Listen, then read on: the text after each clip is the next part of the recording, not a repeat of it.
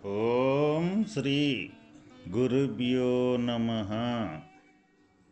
శ్రీ భాగవత కృష్ణదేశికేంద్రుల వారి శుద్ధ నిర్గుణతత్వ కందార్థములు. ఈ మతాల లక్షణములను వివరించుచూ ఉన్నారు. అంతట గలది ఎరుకని ఎంతో వాదింపుచుందురెరుగని వారల్ అంటి నింతట గనపడునంతటిదే కాని ఎరుక అంతటా గలదా, కానీ ఎరుక అంతటా గలదా. అది నిజమైతే అగుపడవలదా,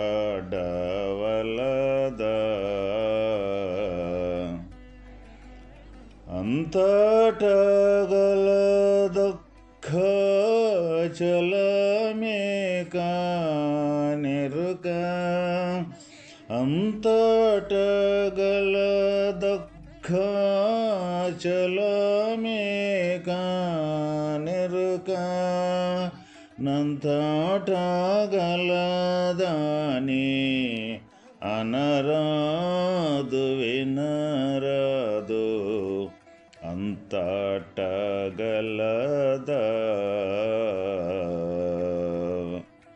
అది నిజమైతే అగుపడవలదా.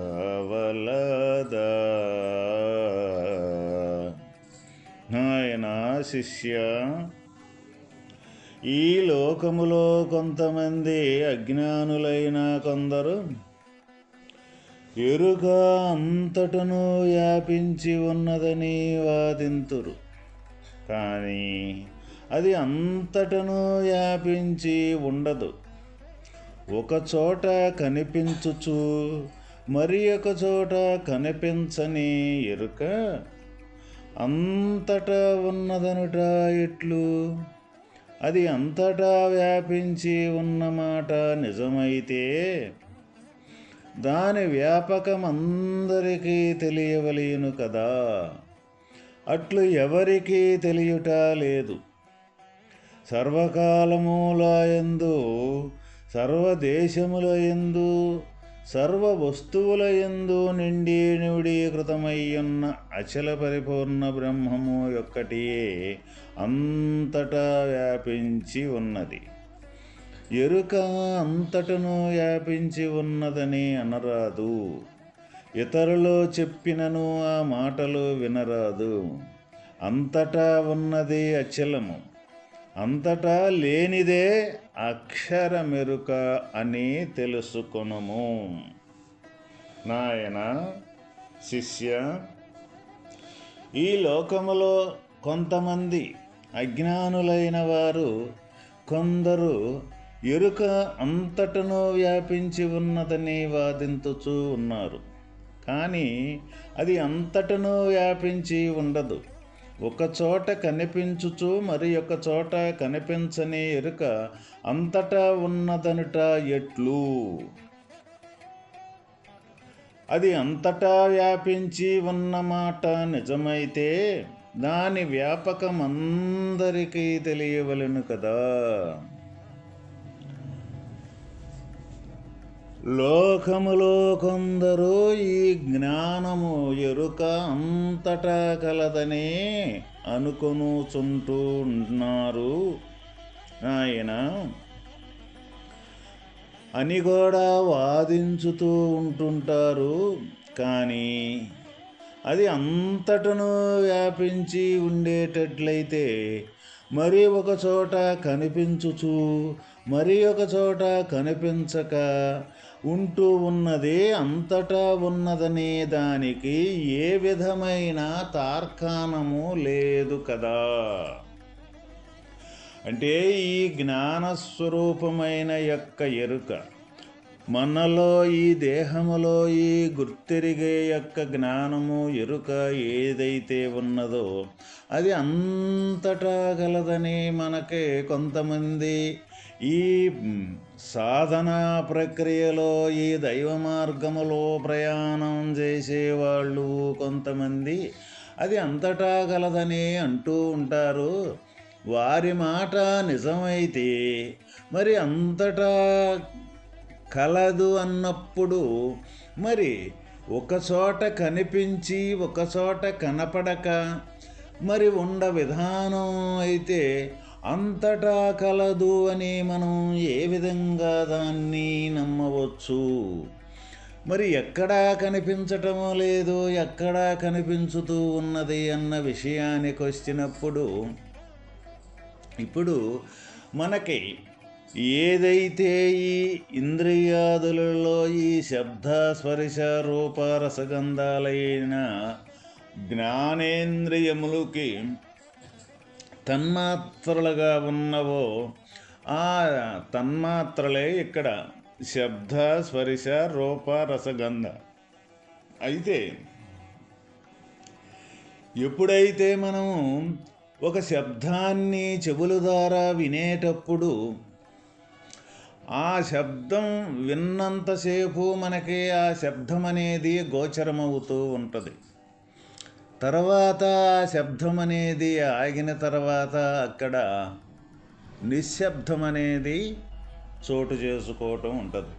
మరి ఈ మనం మాట్లాడే విషయం కూడా మాట్లాడినంతసేపు అది మనకి గోచరమవుతూ ఉంటుంది. ఇక్కడ మాట్లాడినంతసేపు గోచరమయ్యి తర్వాత అది మాట ఆగిన తర్వాత అగోచరమన్న యొక్క విషయం అక్కడ ఉంటుంది. అటువంటప్పుడు ఈ ఎరుకనేది మరి అంతటా ఉండదనే దానికి ఒకసారి గోచరించి ఒకసారి గోచరించకుండా ఉండే యొక్క లక్షణము ఉన్నప్పుడు అంతటా ఉండది అనే దానికి మనకి ఎటువంటి తార్కాణము లేదు అని ఈడ కృష్ణదేశక ప్రభువులు వారు మనకు తెలియజేయుచూ ఉన్నారన్నమాట. మరి ప్రతి ఒక్కరము కూడా అసలు ఈ దైవ మార్గానికి సంబంధించిన ఈ విషయము మనం ఎవరిదో అని మనం ఇక్కడ తలంచుతూ ఉంటాము. కానీ ఇది మన అందరిది. మానవ ఆకృతి ధరించిన ప్రతి ఒక్క మానవుడి యొక్క కర్తవ్యము కానీ తెలుసుకోవలసిన విషయము కానీ పొందదగినది కానీ ఈ దైవ మార్గం ఒక్కటేను, వేరే లేదు అని మనకిక్కడ సుస్పష్టముగా మనకు తెలియజేయటం జరిగింది. ఎందుకు ఈ దైవ మార్గాన్ని మనం తెలుసుకోవాలి అనంటే ఉన్న సత్యము అదే కాబట్టి. అంతకన్నా సత్యమనేది ఈ భూ ప్రపంచం మీద రెండవది లేనే లేదు. ఎందుకు లేదు? మనం ఈ లోకములో జీవన విధానం గడిపేటప్పుడు మన కోసమై మన బ్రతుకు కోసమై ఇక్కడ మనం కొన్ని ధర్మాలను మనం నిర్ణయించుకొని ఉంటాం. అయితే ఆ ధర్మాలనేది ఒకరోజు ఉండ ధర్మం అనేది ఇంకొక రోజు ఉండదు. ఆ ధర్మం ఎందుకు ఉండవు అంటే ఈరోజు మనకి అనుకూలంగా ఈ పద్ధతులైతే మన జీవన విధానములో ఈ ధర్మాన్ని కానీ పాటించగలిగినట్లయితే ఎవరికీ కూడా ఇబ్బంది కలగదు అని మనం నిర్ణయించుకొని ఆ ధర్మాన్ని మనం ఏర్పాటు చేసుకొని ఉంటాం. అదే ధర్మము మళ్ళీ కొంతకాలానికి కొంత సమయానికి ఆ ధర్మము మారి మళ్ళీ ఇంకొక వేరే ధర్మం అనేది జరుగుతూ ఉంటుందన్నమాట. ఇది లోకానికి సంబంధించిన ధర్మాలు ఇవన్నీ కూడా. ఎందుకు? ఇప్పుడు మనకి ఒక కోర్టులోనే ఒక ధర్మాసనము అక్కడ ధర్మ విధానము అని మనం ఏర్పాటు చేసుకొని ఉన్నాం. కొన్ని నియమాలు ఏదైతే ఉన్నాయో కొన్ని పద్ధతులు ఏదైతే ఉన్నాయో ఆ పద్ధతులు ఆ నియమాలు ఆ కట్టుబాట్లు ఈ విధంగా నడిస్తే ధర్మము, ఈ విధంగా నడిస్తే అధర్మము అని మనకి కొన్ని శాసనాలుగా మనం నిర్ణయించుకొని ఇక్కడ మనం కోర్టుల ద్వారా వాటిని పాటించటం అనేది మన జీవన గమనంలో ఈ జీవన గమనములో మన ప్రతి ఒక్కరికి కూడా తెలిసిన విషయమే. అయితే ఇప్పుడు ఒకసారి ఉన్న ధర్మాలనేది మళ్ళీ తర్వాత కొంతకాలానికి అది మళ్ళీ రాజ్యాంగములో ఆ ధర్మానికి అది కాదు, ఇదిగో ఈ ధర్మం పాటించాలి అని రాజ్యాంగంలో కానీ నిర్ణయం చేసి మళ్ళీ ఆ ధర్మాన్ని మార్చేదానికి ఆస్కారం అంటూ ఉంది. ఇది మన మార్పులు చెందే యొక్క ధర్మాలో అంటే మనము నిర్ణయించుకున్న ధర్మం అనేది ఈ విధంగా ఉంటుంది.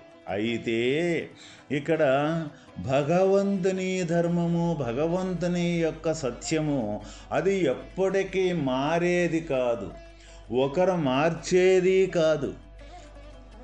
అది ఎప్పుడూ స్వయంగా తనకు తానుగానే స్వతసిద్ధముగా నిండి ఉన్న యొక్క సత్యం కాబట్టి అది ఒకరు మారితే మారేది కాదు, అది అసలు సహజంగానే మార్పు చెందేది కాదు. ఎప్పుడూ కూడా ఒకే రకంగా ఉండే యొక్క సత్యస్వరూపమే ఇక్కడ అటువంటి భగవంతుని యొక్క స్వరూపము. అందువల్ల ఇక్కడ మానవుడుగా పుట్టి ఈ మానవ శరీరాన్ని మనం ప్రతి ధరించినప్పుడు తెలుసుకోవలసింది, నడవవలసింది ఈ శరీరము ఉన్నంతసేపు అటువంటి సత్యాన్ని ఆచరించి అటువంటి సత్యరూపకంగా నడిచేది ఏదైతే ఉందో అదే ఇక్కడ మానవ యొక్క కర్తవ్యము. అందువల్లే ప్రతి ఒక్కరూ కూడా ఆ విషయాన్ని ధర్మమైన శాశ్వతమైన సత్యం ఏదైతే ఉందో ఆ సత్యాన్ని అనుసరించి ఆ సత్య మార్గములో ప్రయాణం చేయాలి అని మనకు పెద్దలు పూర్వీకులు వాళ్ళు అనుభవాన్ని ఈ తీరుగా గ్రంథరూపకములో మనకి తెలియజేయటం జరిగింది. ఎందుకు వెనకతరానికి ఈ యొక్క ఆధారంతో ఇది ప్రతి ఒక్కరి విషయమే. ఇది ఎవరిదో కాదు, ఇది ఎవరికి వాళ్ళమే ఈ సృష్టికంటూ ఈ ఉపాధిని ధరించుకొని ఈ సృష్టికి వచ్చాం. తర్వాత కొంతకాలం అనేది ఉంటూ ఉన్నాం. తర్వాత మళ్ళీకి లేకుండా ఈ శరీరాలు అనేది లేకుండా పోతూ ఉన్నాయి. మరి ఇది అందరికీ సంబంధించిన ధర్మమే కదా. మరి ఈ ధర్మానికి ఈ సృష్టికి రాకముందు ఉన్న యొక్క స్వరూపం అంటే ఏమిటి, ఏ స్వరూపం ఉంటే ఇది సృష్టి అనేది తయారవుతూ ఉన్నది, ఏ యొక్క రూపకము ఆధారంతో ఇక్కడ సృష్టి అనేది జరుగుతూ ఉన్నది, తర్వాత మళ్ళీ అది పోషింపబడుతూ ఉన్నది, మళ్ళీ తర్వాత ఇది లేకుండా పోషింపబడింది లేకుండా పోతూ ఉన్నది. దీనికి ఆధారమైన యొక్క స్వరూపము ఏంటిది అని ఒక్క ఈ మానవ ఆకారానికే తెలుసుకునేదానికి వీలవుతూ ఉన్నదన్నమాట. ఈ లోకములో అనేక రకాల జీవరాశులు ఉన్నప్పటికీ కూడా ఈ నిద్రలేసింది మొదలు ఈ పోషణార్థం ఏదైతే ఉందో ఆకలి, దప్పిక, నిద్ర అని వీటి కోసమే ఈ తపన పడుతూ ఉంటాయి. ఆ పోషణ కోసమే పోషింపబడేదానికి సంబంధించిన క్రియ అంటూ చేస్తూ ఉంటాయి. అది అంతో ఎంతో ఆకలి తీర్చుకుంటాయి. తర్వాత మళ్ళీ అది నిద్రపోవటం జరుగుతూ ఉంటుంది. మళ్ళీ తర్వాత నిద్రలేస్తే దాని కార్యకలాపాలు అనేది ఆ విధంగా జరిగిపోతుంటాయి. అయితే మానవుడి దగ్గర ఉన్న ప్రత్యేకత ఏమిటి అంటే ఆటి విధంగానే ఈడి పోషణార్థము కూడా తయారు చేసుకొని తర్వాత ఈ జ్ఞానం అనేది ఉన్నతమైన జ్ఞానం మానవుడిది అంటే అని మనకు పూర్వీకులు పెద్దలు ఏ విధంగా తెలియజేశారు అంటే ఆ ఉపాధిలో విచక్షణతోటి కూడుకున్న జ్ఞానం అనేది ఉంది. ఒక ప్రత్యేకత అయిన జ్ఞానం. విచక్షణ అంటే దేనివల్ల ఏది జరుగుద్ది, దీనివల్ల జరిగే లాభం అంటే ఏమిటి, నష్టం అంటే ఏమిటి అని విచక్షణతోటి కూడుకున్న జ్ఞానము, విచారణతోటి కూడుకున్న జ్ఞానము ఈ ఉపాధిలో ఉన్నదన్నమాట.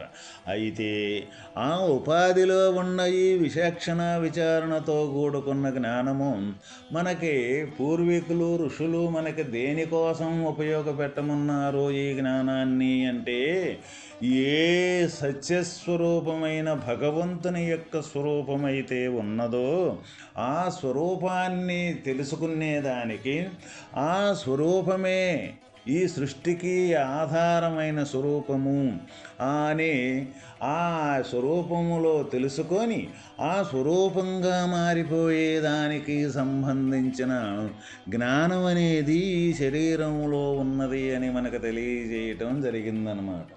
అయితే ఇప్పుడు మనం దేనికోసం మనం ప్రయాణం చేస్తూ ఉన్నాము?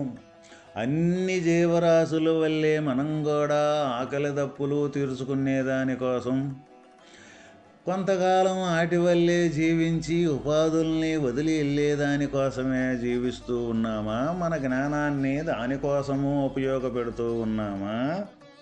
లేక ఈ అవ్యక్తంగా ఉండ యొక్క స్వరూపంలో నుంచి ఈ వ్యక్తమయ్యే ఈ శరీరము ఏదైతే ఉన్నదో, ఈ అవ్యక్తం అనేది అసలు ఏ విధంగా ఈ శరీరం అనేది రాకతలకి, ఇది పుట్టకతలకి ఏ రూపకములో నుంచి ఇది వచ్చింది పో కొంతకాలం ఉండి మళ్ళీ కనపడకుండా ఆ అవ్యక్తములోకి వెళుతూ ఉన్నది. అంటే అవ్యక్తములో నుంచే రావటం, మళ్ళీ అవ్యక్తంలోనే పోవటం, మధ్యలో ఉండ యొక్క స్వరూపం వ్యక్తమవుతూ ఉన్నది. ఈ వ్యక్తమయ్యే స్వరూపం అనేది ఇప్పుడు మనం కనిపడే ఈ శరీరాలు మనం ఏమనుకుంటున్నాము? ఈ వ్యక్తమైన ఈ శరీరాలే నిజము అనుకుంటూ ఉన్నాం. కానీ ఈ కనపడే శరీరానికి, ఈ కనిపించే రూపకానికి ఏ అవ్యక్తంగా ఉండ యొక్క దగ్గర నుంచి ఇది వ్యక్తమవుతూ ఉన్నది అని మనకు ఎవరికి కూడా తెలియవటం లేదు. ఎప్పుడూ కూడా అవ్యక్త గీతలో కూడా ఒక శ్లోకం ఉంది, అవ్యక్తాదేని భూతాని వ్యక్త మధ్యాని భారత అవ్యక్త నిధానాన్యేవ తత్రకా పరిదేవన. ఓ అర్జున, ఏ శరీరాలైతే ఉండియో ఈ అవ్యక్త రూపకములో నుంచి వచ్చి కొంతకాలము కనపడి మళ్ళీ ఆ అవ్యక్త రూపాన్నే చెందే యొక్క ఈ శరీరాలను గురించి ఎందుకు మనం దిగులు పడాలి? ఎందుకు దీన్ని గురించి అంతసేటు బాధపడాలి? ఏ ముందున్న స్వరూపమైతే ఉందో ఆ స్వరూపమే చివరలో కూడా ఉంది, మధ్యలో కనపడి కొంతకాలం ఉండి లేకుండా పోయే ఈ శరీరాలే కదా. ఎందుకు మనం దీని గురించి బాధపడాలి, దిగులు పడాలి అని ఆ శ్లోకం యొక్క తాత్పర్యము. కాబట్టి ప్రతి ఒక్క మానవుడు కూడా ఈ శరీరమే నిజము అనుకుంటూ ఉన్నప్పుడు ఈ శరీరానికి నడిపించాలి, ఈ శరీరం నడవాలి, ఈ శరీరం కదలాలి అన్నప్పుడు దీనికి కదిలించేదానికి, నడిపించేదానికి దీంట్లో అవ్యక్తంగా ఉన్న రూపకం ఇప్పుడు కూడా ఉన్నదని, ఈ వ్యక్తమయ్యే దాంట్లోనే అవ్యక్త రూపకం కూడా ఉన్నది. ఆ అవ్యక్త రూపం అనేది ఏ విధంగా ఉన్నది అని ఏ మానవుడైతే తెలుసుకోగలుగుతూ ఉన్నాడో వాడే ఈ శరీరము పోయినా ఉన్నా సరే, ఏ ముందున్న అవ్యక్తముందో, ఇప్పుడు ఉన్న అవ్యక్తముందో, తర్వాత పోయినాకుండా అవ్యక్తముందో, ఈ శరీరం ఉన్నప్పుడే అటువంటి అవ్యక్త రూపకంగా మారిపోగలడు. అటువంటి మారిపోయిన యొక్క ఎవరైతే ఉన్నారో వారే ఈ జననం అనేది లేదు, ఈ పోషణ అనేది లేదు, ఈ మరణం అనేది లేదు. అటువంటి స్థితిలో నిలబడగలుగుతారు. ఓం తత్సత్.